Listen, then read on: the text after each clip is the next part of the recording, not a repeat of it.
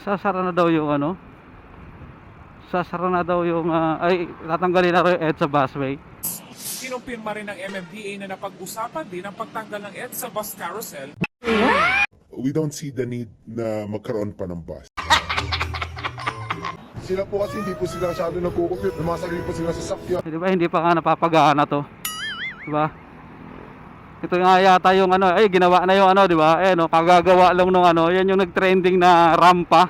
Di ba? Tama ba ako? Yan no. Viral ngayon ang rampa sa bagong istasyon ng EDSA Busway sa Quezon City. Masyado ro kasing matarik ang wheelchair ramp para sa mga PWD.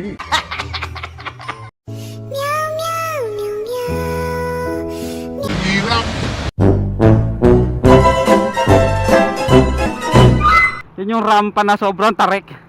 Diba? Tapos isasara na. Hindi pa nga ito nagagamit yan. Yung mga elevator yata ng carousel station hindi pa nagagamit eh. Tapos iminumungkahin yung isasara na. Pag naman ganun.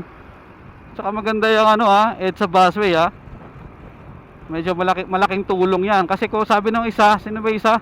Na kapag isasara daw yan kapag marami na yung capacity ng MRT, di ba? Pag marami na siyang naisasakay, hindi naman yun ang ano hindi naman din yun ang point din ng EDSA busway. Ang EDSA busway is meron kang choice, di ba? Meron kang choice para sumakay. May choice ka para meron kang sakyan. Kasi daw parehas lang din ang ruta ng EDSA busway tsaka MRT, di ba?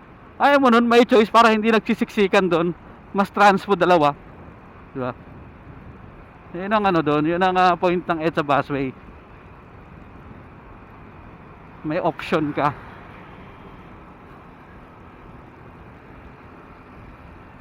Hindi pa napapagana yung mga elevator ng ano bawat station yata binungkahing asara na. Nararamdaman ko, nararamdaman mo So hindi naman daw isasara, sabi ng DOTR. Pero iginiit ng Department of Transportation na hindi ito mafe-phase out. In fact, we are working with our consultants for the privatization of the EDSA busway. Pag mga ganitong oras kaya may bantay kaya ang EDSA busway. Kasi syempre anytime naman talaga pwede yan na daanan ng hindi otorisado yung EDSA busway na yan hanggat walang bantay dadaanan at dadaanan yan. So pag mga ganitong oras ba may bantay, so sabihin na naman syempre ng iba dyan hindi naman na kailangan bantayan kailangan disiplina lang yun nga hindi naman lahat ng tao ganyan, di ba? Sabi ko nga sa'yo, may Filipino traits tayo pag wala ang pusa, magulo ang daga. Oh, di ba? Walang bansay.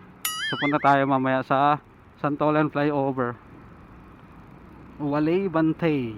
Uwi! Uwi! Uwi!